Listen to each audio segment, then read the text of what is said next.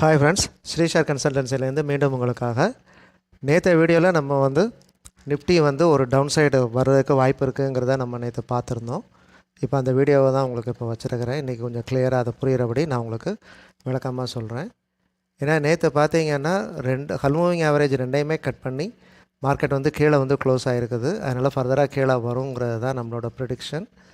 அதே மாதிரி கீழே ஆர்எஸ்ஐயும் கீழே பார்க்க இறங்க ஆரம்பிச்சிருச்சு.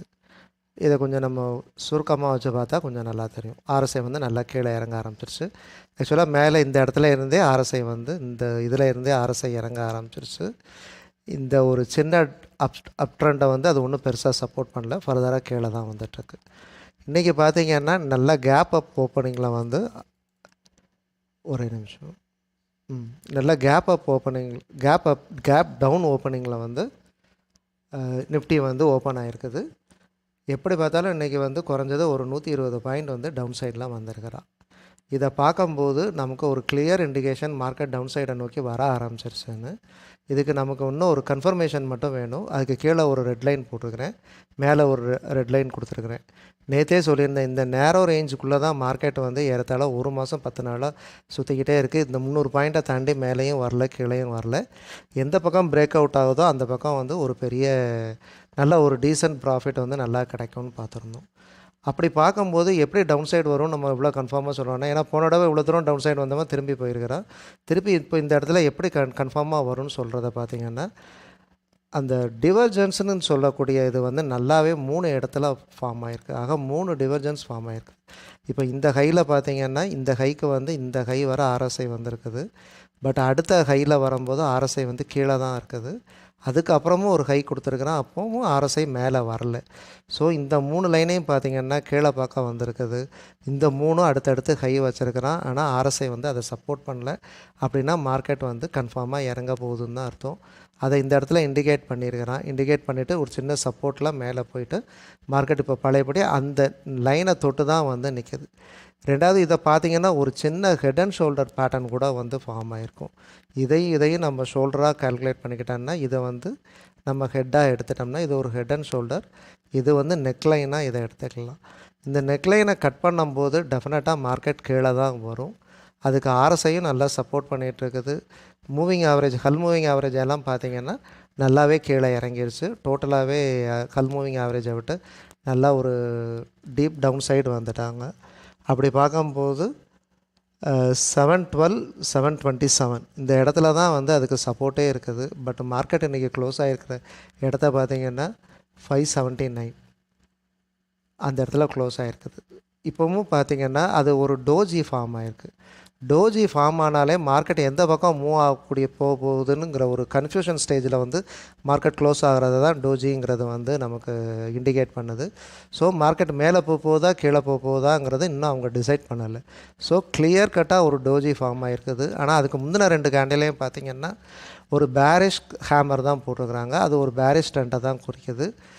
இந்த டோஜி வந்திருக்கிறதுனால இப்போ இதோட high 600 11,600, low 11,630, high 11,630, low 11,573. So இந்த 2 பாயிண்ட்டையும் நம்ம ஒரு இதாக எடுத்துகிட்டு நாளைக்கு மேலே கட் பண்ணால் பையாகவும் கீழே கட் பண்ணால் செல்லாகவும் போகிறதுக்கு மார்க்கெட் வாய்ப்பு இருக்குது. ஆனால் மேலே கட் பண்ணும்போது நம்ம அந்தளவுக்கு அக்ரெசிவாக போக வேண்டாம். ஒரு மினிமம் ஒரு ப்ராஃபிட்டில் வெளியே வர நம்ம ட்ரை பண்ணலாம். ஏன்னா மார்க்கெட்டோட மற்ற எல்லா இண்டிகேஷனுமே டெக்னிக்கலாக மார்க்கெட் கீழே வர்றதுக்கு தான் நமக்கு எல்லா சைனுமே கொடுத்துருக்குது. இது போக இன்னொரு விஷயம் என்னென்னு பார்த்திங்கன்னா ப்ரைஸ் டவுன் ஆகிருக்குது. ஓப்பன் இன்ட்ரெஸ்ட்டும் வால்யூமும் நல்லா ஏறி இருக்குது. ஓப்பன் இன்ட்ரெஸ்ட்டும் வால்யூமும் இந்த அளவுக்கு ஏறும்போது மார்க்கெட் இவ்வளோ டவுன் சைட் ஃபாலோ வந்திருக்குன்னா அது டவுன் சைடை சப்போர்ட் பண்ணி தான் ஓப்பன் இன்ட்ரெஸ்ட்டும் வால்யூமும் ஏறி இருக்க ஒழிய ஓப்பன் இன்ட்ரெஸ்ட்டும் வால்யூமும் ஏறி இருக்குங்கிறதுனால மார்க்கெட் நாளைக்கு ஏறும்னு நம்ம ப்ரெடிக்ட் பண்ணவே முடியாது. ஸோ மார்க்கெட் இறங்குறதுக்குள்ள எல்லா இண்டிகேஷனும் இருக்குது. ஸோ நாளைக்கு இந்த இடத்துல லோ 11,573 அதை கட் பண்ணால் நம்ம தைரியமாக வாங்கலாம், செல் பண்ணலாம். அப்படி இல்லைன்னா இந்த நெக்லைனை எடுத்துக்கிடுங்க. 11,598 11,598 கட் பண்ணி கீழே வந்ததுன்னா டெஃபினட்டாக மார்க்கெட் ஒரு நல்ல கரெக்ஷனுக்கு வரும். பொசிஷனலாக கூட எடுக்கலாம். அதுக்கு அடுத்த சப்போர்ட் வந்து 11,331 ஒரு சப்போர்ட் இருக்குது. அந்த சப்போர்ட் கட் ஆச்சுன்னா அதுக்கு அடுத்து பார்த்திங்கன்னா மார்க்கெட் வந்து 11,200 11,100 இங்கே தான் சப்போர்ட் கிடைக்கிது. ஸோ எப்படி பார்த்தாலும் ஒரு 500 பாயிண்ட்ஸ் இருக்குது. மினிமம் 250 பாயிண்ட்ஸ் எடுக்கிறதுக்கு வாய்ப்பு இருக்குது. இது வந்து நிஃப்டியோட இன்றைக்கி உள்ள கண்டிஷனை நம்ம வந்து சொல்லியிருக்கிறோம். இப்போ பேங்க் நிஃப்டி எப்படி இருக்குதுன்னு பார்க்கலாம்.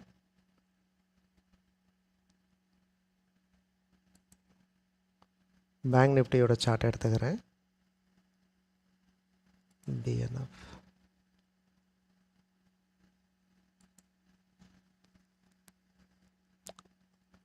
பேங்க் நிஃப்டியும் ஆல்மோஸ்ட் வந்து அதே கண்டிஷன் தான். நல்லா உங்களுக்கு ஒரு டவுன் சைடில் இறங்கி ஓப்பன் ஆகிருக்குது.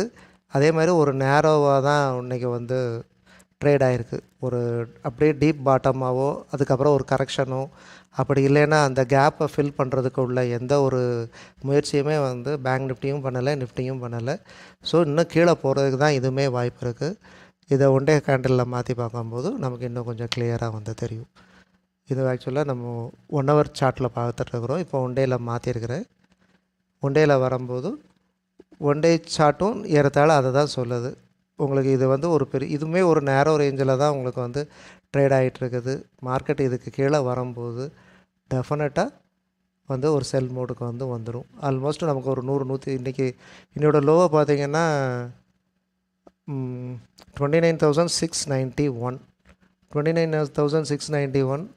இந்த இதோட லோ பார்க்கும்போது 492 500 அப்படி பார்க்கும்போது ஒரு 100-120 பாயிண்ட் தான் இருக்குது. அந்த 100-120 பாயிண்ட் வந்து நமக்கு வந்து கீழே வரும்போது டெஃபினட்டாக ஒரு பெரிய செல்லை வந்து நம்ம எதிர்பார்க்கலாம். அந்த செல் வரும்போதும் பேங்க் நிஃப்டியை பொறுத்தவரையில் ஒரு 500லேருந்து 600 பாயிண்ட் வந்து நமக்கு நல்ல ஒரு டீசன்ட் ப்ராஃபிட் கிடைக்கும். ஸோ மார்க்கெட் வந்து என்டையராக செல் மோடுக்கு வந்துருச்சு. ஸோ இனிமேல் ஒரு நல்ல கன்ஃபர்மேஷன் இல்லாமல் நம்ம பைக்கு போகக்கூடாது, செல்லில் தான் இருக்கணும், செல்லை கன்டினியூ பண்ணணும். ஏன்னா 23ஆந்தேதி அந்த எலெக்ஷன் ரிசல்ட் வர்ற வரை நம்ம கொஞ்சம் செல் பக்கமே பார்த்துக்கிட்டோன்னா எலெக்ஷன் முடிஞ்சு ஒரு நல்ல ஒரு கவர்மெண்ட் வந்து மார்க்கெட்டுக்கு ஃபேவராக பிஜேபி வந்து ஃபார்ம் ஆச்சுன்னா ஃபர்தராக மார்க்கெட் இங்கேருந்து ரொம்ப நல்லா போகுங்கிறது தான் மார்க்கெட்டோட எக்ஸ்பெக்டேஷன். அதுக்கப்புறம் நம்ம ஆஸ் யூஷுவல் எப்போவுமே நம்ம 3-4 நாளாகவே வந்து ஒரு 10 நாளாகவே வந்து ஹெச்டிஎஃப்சியோட சார்ட்டை ஃபாலோ பண்ணிகிட்ருக்குறோம். இன்றைக்கும் அதே மாதிரி அந்த சார்ட்டை ஃபாலோ பண்ணுவோம். அப்படி பார்க்கும்போது இன்றைக்கும் நமக்கு ஒரு நல்ல ப்ராஃபிட் அதில் கிடச்சிருக்குது. இப்போ ஒரு 15 மினிட்ஸ் கேண்டிலில் பார்க்கும்போது இது வந்து ஆக்சுவலாக 30 மினிட்ஸில் வச்சுருக்கிறேன். அதனால் ஃபஸ்ட்டு 2 கேண்டில் எடுத்தாலே போதும்.